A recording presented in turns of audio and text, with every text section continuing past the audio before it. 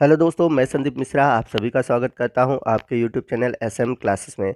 दोस्तों, आज के इस वीडियो में हम बात करेंगे आपके बीएससी फर्स्ट ईयर बॉटनी से जुड़े हुए पैलियो बॉटनी का एक most important topic geological time scale यानी कि भूगर्भीय समय सारणी। तो बहुत ही इम्पॉर्टेंट टॉपिक है और आपके एग्ज़ाम में इससे एक क्वेश्चन ज़रूर पूछा जाता है।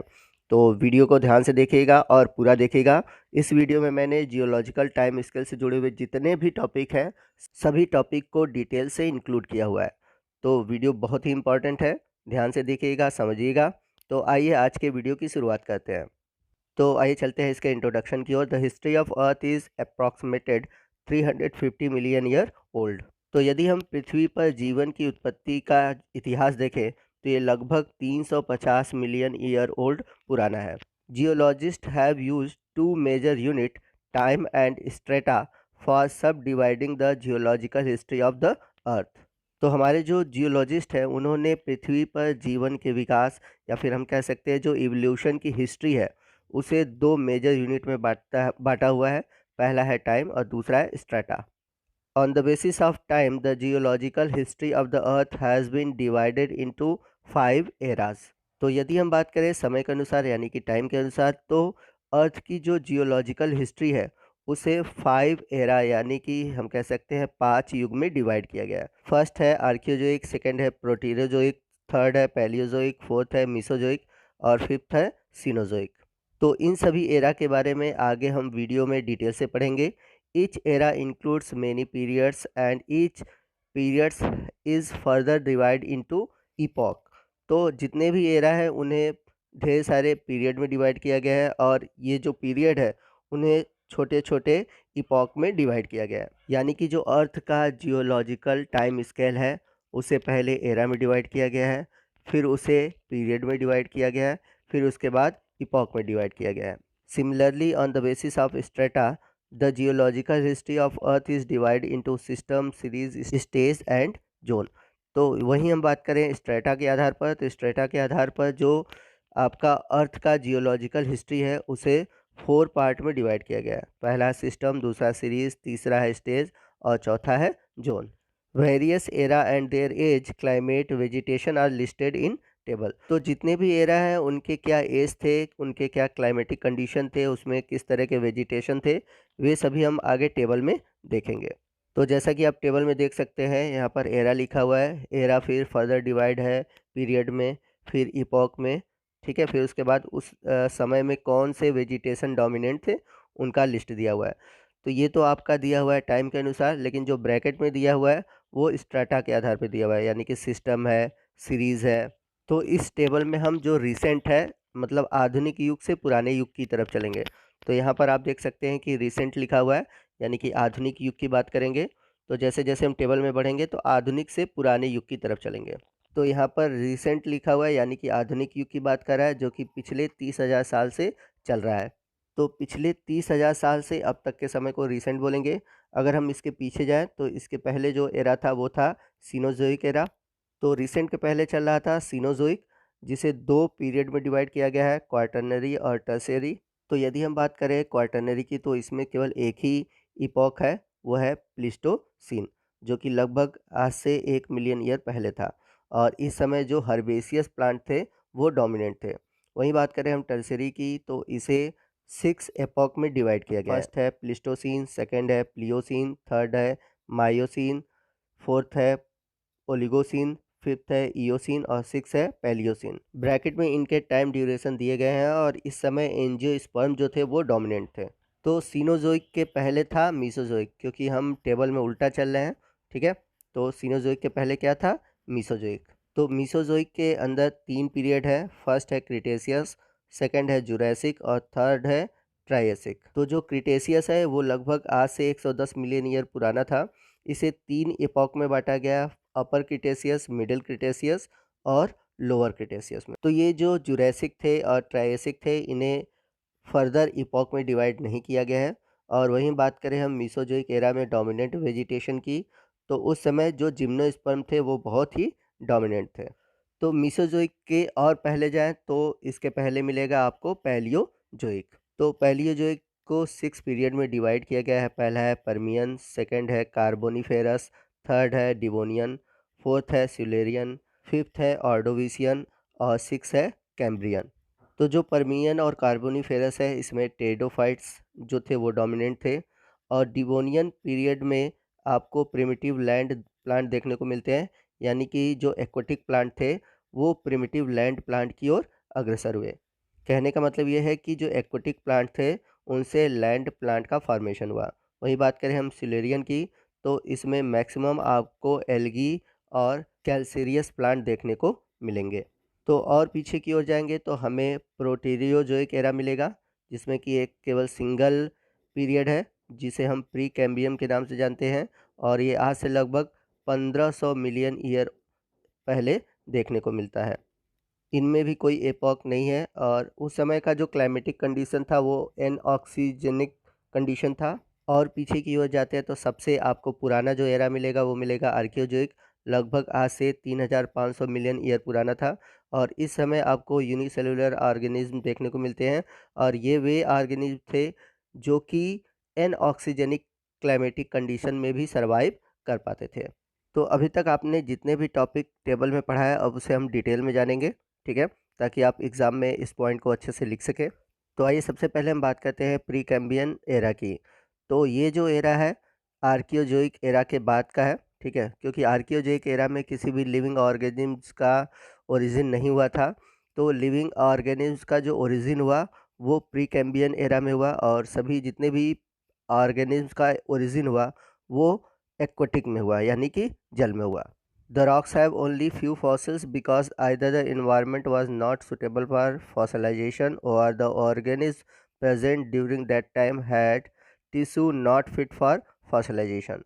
तो प्री कैम्बियन एरा में जो पाए जाने वाले फॉसिल्स थे वो बहुत कम हैं, क्योंकि इस समय जितने भी ऑर्गेनिज्म थे उनका जो बॉडी था, उनका जो टिश्यू था वो फॉसिलाइजेशन के लिए सुटेबल नहीं था, और वहाँ के जो इन्वायरमेंटल कंडीशन थे उस समय के वो भी फॉसिलाइजेशन के यानी कि फॉसिल्स के निर्माण के लिए सुटेबल नहीं थे। इसलिए प्री कैम्बियन एरा में आपको बहुत कम फॉसिल्स देखने को मिलते हैं। In the absence of sufficient fossil it is difficult to ascertain pre Cambrian environment. तो उस समय के जो फॉसिल्स थे बहुत कम थे, यानी कि फॉसिलाइजेशन बहुत कम हुआ। इस वजह से प्री कैम्बियन इन्वायरमेंट के बारे में ठीक तरह से पता नहीं लगाया जा सका। प्री कैम्बियन के बाद है पैलियोजोइक एरा, ठीक है, जो कि 6 पीरियड में डिवाइड है। तो यहाँ पर सभी 6 पीरियड दिए गए हैं और उनके ड्यूरेशन भी दिए गए हैं, आप इनको नोट कर लीजिए। आइए हम पैलियोजोइक एरा के जो इवेंट थे, जो घटनाएं थीं, जो इन्वायरमेंट थे, जो वेजिटेशन थे, उनके बारे में देखते हैं। In Palaeozoic era vegetation includes both aquatic and land plant. तो पैलियोजोइक एरा में आपको दोनों तरह के प्लांट देखने को मिलते हैं, चाहे वो एक्वाटिक हो चाहे लैंड प्लांट हो। The aquatic plant like Nematothallus and Prototaxites show resemblance with thallophytes. तो ये दोनों जो स्पीसीज़ हैं ये थैलोफाइट से समानता रखते थे। क्यों रखते थे? क्योंकि इनकी जो बॉडी थी या इनके जो बॉडी ऑर्गेनाइजेशन था वो वेल डेवलप नहीं था। The first fossils of land plant were found in the Silurian and Devonian period of the era 225 to 350 million year ago.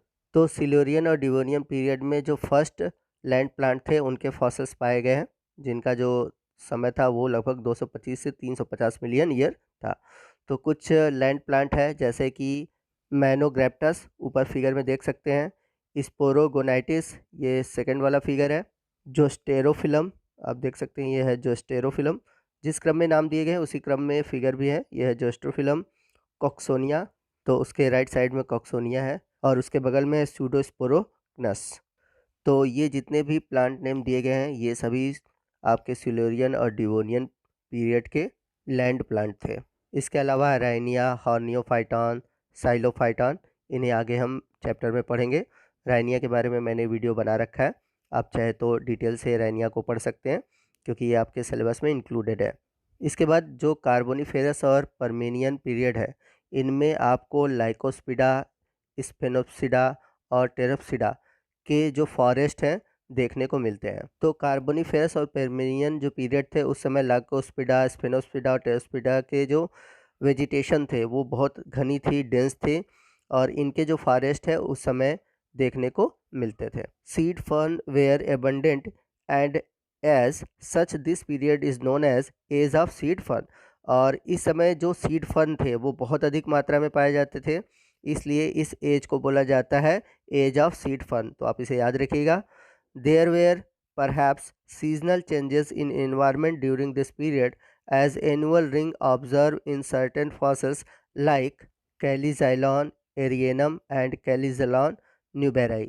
तो इस पीरियड में आपको सीजनल चेंजेस देखने को मिलते हैं, जिसके कारण कुछ जातियां जैसे कि कैलिजॉलन एरियनम और कैलिजॉलन न्यूबेराई में आपको एनुअल रिंग देखने को मिलता है। तो ये जो एनुअल रिंग है वो हायर प्लांट में मिलता है, बट आपको इन लोअर प्लांट में भी एनुअल रिंग देखने को मिलता है। तो जैसा कि आप ऊपर फिगर में देख सकते हैं, ऊपर फिगर में आपको कैलिजाइलॉन दिखाया गया है जिसमें कि आपको एनुअल रिंग देखने को मिलता है। During late carboniferous period there we significant change in the environment which resulted in the development of swampy region. तो कार्बोनिफेरस के अंत तक क्या हुआ कि बहुत अधिक इन्वायरमेंटल चेंज हुआ, जिसके कारण उन क्षेत्रों में आपको दलदली रीजन देखने को मिलते थे। तो ये चेंजेस हुआ इन्वायरमेंट के कारण। सच habitat was unsuitable for woody vegetation, and in the late Devonian period the vegetation present on the earth was converted into coal due to geological event। तो ये जो दलदली इन्वायरमेंट था ये वुडी प्लांट के लिए सुटेबल नहीं था, जिसके कारण वे दलदल में धंस गए, और आज के समय जो कोल प्राप्त हुए हैं इन्हीं कन्वर्जन का रूप है। The coal beds were found due to the qualification of Lycopsida, Sphagnopsida, seed fund and gymnosperm of that period। तो आपको इस समय जो कोल बेड्स मिल रहे हैं जो प्रोड्यूस हुए हैं जिनका क्वालिफिकेशन हुआ है, तो क्वालिफिकेशन किसका हुआ है? लाइकोस्पिडा, स्पेनोस्पिडा, सीड फॉर, जिम्नोस्पर्म, जो उस समय पीरियड में थे उन्हीं का क्वालिफिकेशन हुआ, और आज के समय के जो कोल बेड्स थे वो प्राप्त हुए। Few psilopsids, lycopsid and sphenopsids escaped devastation and eventually gave rise to present form। तो कुछ साइलोसिड्स, लाइकोसिड और स्पेनोसिड वहाँ से चले गए, स्कैप कर गए, जो कि आज भी देखने को मिलते हैं। यानी कि ये जो जातियाँ थी ये उस समय समाप्त नहीं हुई। नेक्स्ट हम बात करते हैं मीसोजोइक एरा की। हम लोग यहाँ पर क्या कर रहे हैं कि जो ओल्डेस्ट है ओल्डेस्ट से लेटेस्ट की ओर चल रहा है, लेकिन टेबल में हमने लेटेस्ट की से ओल्डेस्ट की ओर गए थे। ठीक है, इस बात को याद रखिएगा। तो इसलिए मीसोजोइक एरा का जो समय आपको 200 से 110 मिलियन ईयर दिखाई दे रहा है। Fossils record indicate the presence of many ferns, cycadophytes and conifers in the Triassic period. तो अगर हम फॉसिल्स रिकॉर्ड्स को देखें इस समय तो आपको साइकोडोफाइट्स, कोनिफर्स देखने को मिलते हैं। This period is also known as age of cycads. तो इस पीरियड को हम एज ऑफ साइकेड्स भी कहते हैं। तो याद रखिएगा, all those flowering plant also originated in this period, their number was negligible. तो इस समय आपको फ्लावरिंग प्लांट भी ओरिजिन हो गए थे, परंतु इनकी जो संख्या थी न के बराबर थी। Member of Salicaceae, Moraceae, Araliaceae, Lauraceae, Sapindaceae originated during this period. तो ये जितने भी फैमिली हैं इस पीरियड में ओरिजिनेट हुए। Angiosperm form a significant part of the Cretaceous vegetation. और क्रिटेशियस में एंजियोस्पर्मिक प्लांट का एक सिग्निफिकेंट रोल रहा है, यानी कि इस समय जो एंजियोस्पर्मिक प्लांट थे वो ओरिजिनेट हो चुके थे। नेक्स्ट हम बात करते हैं सिनोजोइक एरा की। This era is known as age of angiosperm. तो मोस्ट इंपॉर्टेंट है, याद रखिएगा कि प्रीवियस एरा में जो एंजियोस्पर्मिक प्लांट थे, जो एक्वाटिक प्लांट थे, वो धीरे धीरे डिसअपियर होते गए और एंजियोस्पर्मिक प्लांट बनते गए, इसलिए इस एरा को हम बोलते हैं age of angiosperm. High mountain ranges like the Himalaya in Asia and the Alps in Europe form during this period. तो जो हायर माउंटेन रेंज थे ये सभी इसी एरा में बने। Consequently, the effect of hot wind was minimized and the ice age are commenced। तो धीरे धीरे जो हॉट विंड थे वो मिनिमाइज हो गए, कम हो गए, और आइस एज आने लगे। Gradually ice shifted toward the poles. तो धीरे धीरे क्या हुआ कि जो आइस थे वो पोल की तरफ शिफ्ट होने लगे। This was accompanied with the development of tropical and temperate region. तो आइस की ओर शिफ्ट होने की वजह से जो टेम्परेट रीजन थे वो आपके शिफ्ट हो गए आइस की ओर, और जो इक्वेटर थे इक्वेटर की तरफ आपको ट्रॉपिकल रीजन यानी कि जो ट्रॉपिकल वेजिटेशन थे वो देखने को मिलते हैं। तो पोल की तरफ आपको टेम्परेट वेजिटेशन और जो आपके इक्वेटर थे वहाँ पर ट्रॉपिकल वेजिटेशन बने। The seed plant gradually migrated toward the tropical region and those which could not migrate become extinct. तो जो सीड प्लांट थे वो धीरे धीरे ट्रॉपिकल रीजन की ओर माइग्रेट हुए और जो माइग्रेट नहीं किए वो धीरे धीरे एक्सटिंक्ट हो गए यानी कि खत्म हो गए। As most plant the late Cenozoic era were deciduous. तो जो उस समय के सीनोजोइक एरा के थे प्लांट वो डिसिडुअस थे क्योंकि वहाँ पर अब सीजनल वेरिएशन यानी कि मौसम में बदलाव हो चुके थे। The vegetation of the temperate and polar region mostly consisted of annual और biennial herbs which could withstand low temperature. तो टेम्परेट और पोलर रीजन पर जो जातियां थी, ठीक है, वो मोस्टली आपकी एनुअल और बाइएनियल हर्ब्स थी जो कि और भी लो टेम्परेचर पर स्टैंड कर सकती थी यानी कि सरवाइव कर सकती थी। तो दोस्तों आज की वीडियो में बस इतना ही। आपको आज का वीडियो कैसा लगा आप कमेंट करके ज़रूर बताइएगा। यदि वीडियो अच्छा लगा हो तो वीडियो को लाइक करिएगा और अपने दोस्तों में इसे शेयर करना मत भूलिएगा।